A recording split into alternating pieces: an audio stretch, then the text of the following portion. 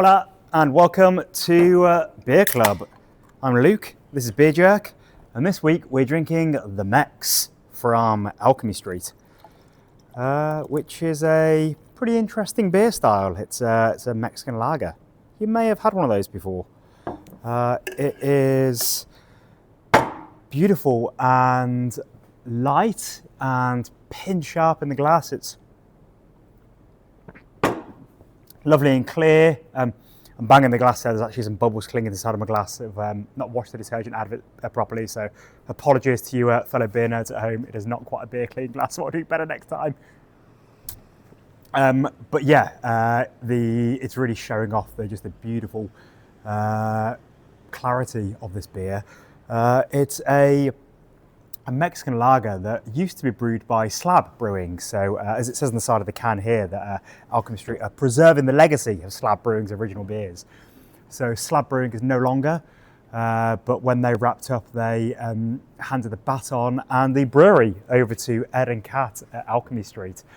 So they took over the site and made it into the beautiful taproom that it is now. And yeah, they decided to carry on brewing some of those recipes that were beloved by Tauranga locals that Slab really honed over the years. So cool to have that homage and that people get to carry on drinking some of these. Often when brewers decide to call it a day, it's quite a sad thing for many reasons, but also because drinkers lose these core range beers that they've enjoyed drinking. So it's cool to see it carry on. So Alchemy Street, you may know a little bit about. We had one of their beers a couple of weeks ago. It's Ed's the brewer there. He is a curious guy. He's got a fantastic approach to recipe design, to flavour. As I chatted about previously, all of his initial beers contained fruit. So he did lots of interesting kettle sours, lots of stouts that contain delicious kinds of fruits, and it sort of grew from there to do more normal or beers that people that are easier to sell, I suppose. So there's a bit of a wide gamut. He's doing really interesting stuff with his terpene series at the moment. We have one of those beers in the premium advent calendar last year, which was really fantastic. So yeah, they did a lot of cool stuff. When you're in Tauranga, go pay them a visit. It's a really great little spot. But this beer is a Mexican lager, which I suppose owes a lot to Napoleon III style. Back in the mid 1800s, the Spanish had been kicked out of Mexico, and Mexico owed a lot of money to various European kings and queens, mainly the British and the French. And the Austrians. So the European leaders decided that what Mexico really needed was their own royal family that they could sort of ship over there and keep the locals in check and make sure they were doing a good job at being a nation. So it was decreed by Napoleon III and the other leaders, the monarchs, that Maximilian of Austria should be sent over there to become the new king. So he took his Belgian wife over and was the Emperor of Mexico for a tumultuous 3 years before he was executed. But not before Austrian culture somewhat took hold in Mexico, or at least some of the good parts did. And that is often a wonderful thing about cultures clashing and colliding, that you often end up with delicious food and drink, great fusions and things that are often even better than the sum of their parts. So as you all probably know and love, Vienna Lager is a really, really great style. It's a lager, but it differs from something like a Pilsner in that it's got more malt body to it. It's got sort of your melanoidin character, your biscuity notes, your sort of freshly baked bread character, and that all came down to Anton Dreher, who was an Austrian that really perfected that style of malting that he learnt about when he was visiting Burton-on-Trent in Britain, when he was visiting Bavaria in Germany, and he took it back to Austria, to Vienna, and created his own style of malting, which was a style of was a way of getting a really light pale, like a really pale colour malt, so you can make these really lovely light lagers with just a little bit of sort of hot bite crispness. But yeah, as I say, sort of a roundness to it, a soft malty body that does differ from other styles of lager. So so this was the style that they were brewing in Mexico in the 1850s, 1860s, and it was kind of a new thing, beer in Mexico. Of course, people had drunk delicious things for many, many centuries, but things like pulque, things like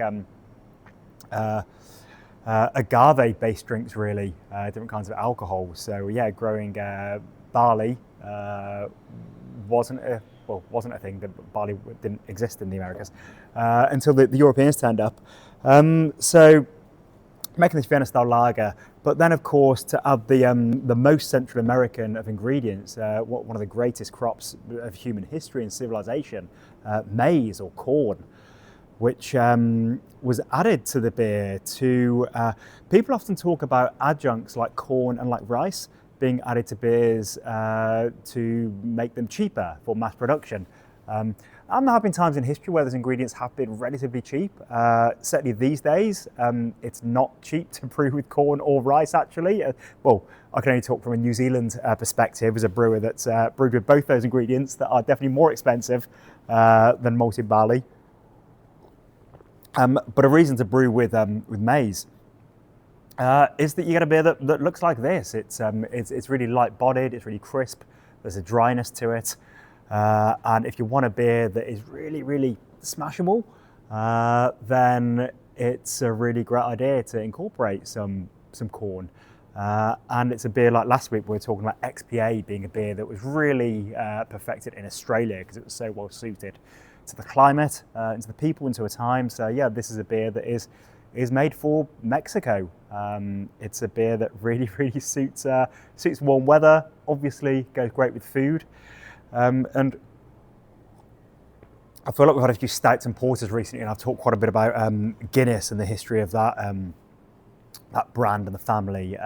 And of course, you can't really talk about Mexican lager without talking about brands like Corona, which have just done such a good job at branding, really. So of course, Corona is not a Mexican owned brewery anymore. It is owned by AB InBev, who are a Belgian company, although just more of a worldwide company, really.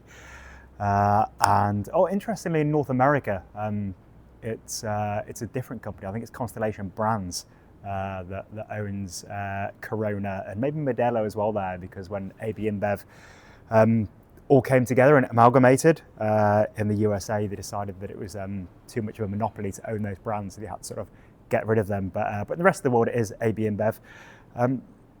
And just the incredible feat of marketing, as I say, similar to Guinness in many ways, that it's a beer style and a brand that's linked to its identity. And I remember a few years ago seeing a huge Corona campaign around Auckland with these pictures of Mexican beaches and the branding from where you'd rather be.